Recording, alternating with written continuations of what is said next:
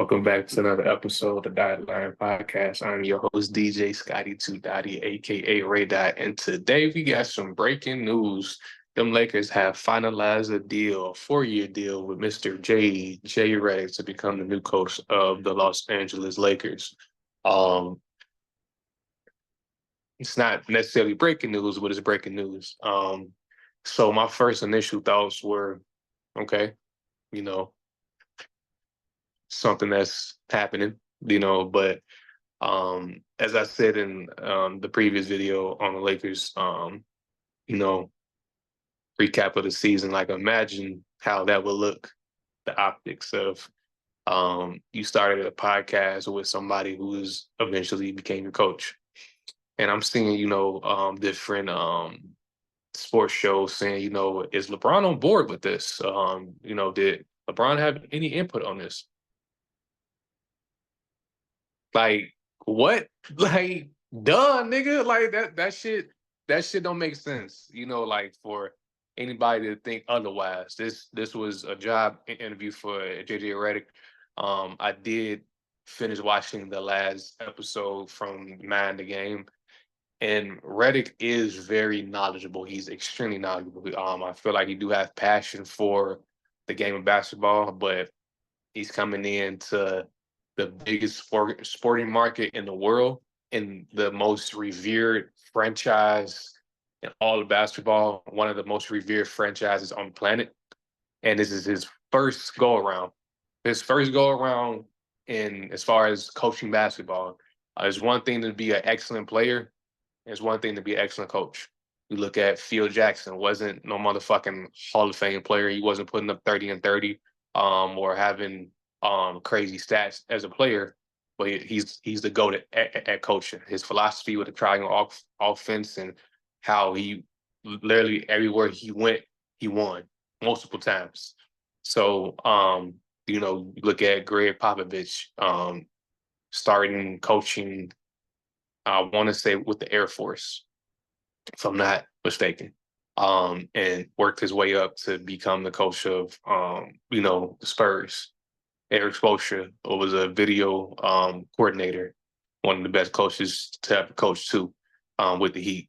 Have been probably he is the longest tenure. Kim and Pop is the longest tenure coaches in the league. So it just goes to show that it don't always translate former players to coaches. You look at even Magic Johnson, Larry Bird. Bird did take the Pacers to like the finals though. Look at Bird, you look at Isaiah Thomas, with the Knicks. So it's different scenarios where it's just it's 50-50. It's 50-50. But like it's just the fact being like, he really got his work cut out for him. He really, really got his work cut out for him. But again, like I said in the last video, how this was the optics of this. This is whether this goes right or wrong. LeBron is going to take all the credit and all the blame, at least for like me, because you don't strategically do shit. Ask for certain players, whether it be AD or Russ. Ask for certain coaches. Now with Redick, ask for everything. You get total access. You playing literally 2K. LeGM is a real thing. So as far as my perspective on this scenario and how this shit is gonna play out, if this goes left, it's all on Brian. If this goes right, it's gonna be all on Brian. So he's either gonna look foolish or he gonna look like a genius.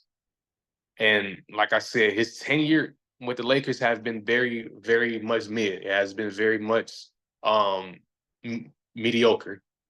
It's been a lot of business decisions made that's been questionable for the Lakers, but he has been set up, as far as this trying to pivot, I guess, certain things in place so that maybe when he starts to own a team, he kind of got the idea of what it kind of entails to make certain moves. So maybe he's practicing for when he owns a team one day, because he got the capital, he got the partners with Mav and Rich Paul and et cetera, to own a team. So I mean, if he really, really want to own a team, he's gonna own a team. Now, moving forward, as far as this, I wonder, who's going to fill out the coaching staff, who is ready going to bring in to kind of help isolate him so that he can be a little bit on par with what the task at hand is. Task at hand is extremely simple. It's extremely difficult, but it's extremely simple. Win a title. That's it. That's all. No play-in title. No motherfucking, or not play-in title. No NCAA tournament title. No play-in victory. No motherfucking first round victory, second round conference finals, or just a trip to the finals. You have to win a title. That's it. That's it. That's all. It's fairly simple. We're the only team in the whole NBA that we will go through 10, 12, 15, 20 coaches until a motherfucker win a title. And then even with that, they still got a short lease. We are fixated on win now, win now, win now, win now, win now. Okay. So same rules apply to Reddick. Just because Brian brought him here, which he did, the terms and conditions shouldn't change. And again, if this go left, it's gonna all be on Brian. Because I mean, shit, they just gonna get Reddick up out of there too. So, really, Reddick is playing with house money in a sense, and Brian is definitely playing with house money because shit, he can easily say shit. I didn't tell them to hire him. Hey, it's just something that happened. It's like how like he was on like the podcast. Okay. Sound good, gang. But moving forward, I'm curious to see again how he constructs the his coaching staff, and also who the fuck are we going to draft? A lot of the signs are pointing to Bronny. I mean, at this point, might as well. Even though we just drafted Jalen Hood-Schifino, we just drafted Maxwell Lewis, both guards. But hey, bring in Bron's son. Why not? And I guarantee you, let's just say we do draft Brody. I guarantee you that motherfucker gonna play 30 minutes a game, damn near. Like, and mind you, for the diehard Lakers fans, Jalen Hood-Schifino and Maxwell Lewis, they got in garbage times or damn near all of the season was not playing at all. They didn't see more than, I'd be shocked if they played more than 100 minutes combined for the season. Literally, it's probably less than 100 minutes combined between Maxwell Lewis and Jalen Hood-Schifino. They spend a lot of time in the D League. So again, like I said on the previous video, I really, really hope that they are in their bag, that they are doing their due diligence in being able to really put forth effort to come back and showcase, hey, we didn't like the fact that we didn't get playing time our first season. So let's see moving forward how things are going to shape out. So I'm definitely curious to see how this experiment, because that's what the fuck it is. This is a experiment. How this experiment gonna go? But I am excited though to see how does the experiment play out. But also I'm not being biased because I'm a Lakers fan. I'm not just saying, oh, here we're gonna win a title next season. Probably not. Let's just call a thing a thing. We probably not gonna win a title. The West is just, they just keep on trucking. They just keep on trucking. The Nuggets are gonna have something to say. Minnesota gonna have something to say. Dallas, I'm not sure how they gonna look next season, but they gonna be in the fold. You can never count them out now. I feel like they have earned that you can't count us out badge. So you got Dallas. Who knows what Memphis is gonna look like, but Ja gonna have something to say. I feel like the Rockets at the very end of the season, they figure something out. So they're gonna have something to say.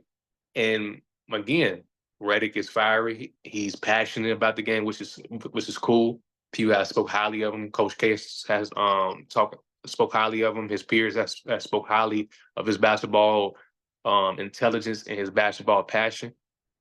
That's all well and good. That's a good trait to have in a coaching job. But this is not just any coaching job. This is not just the Detroit Pistons. This is not the Washington Wizards. This is one of one. The creme de la creme of NBA teams. The world renowned, world famous Los Angeles Lakers.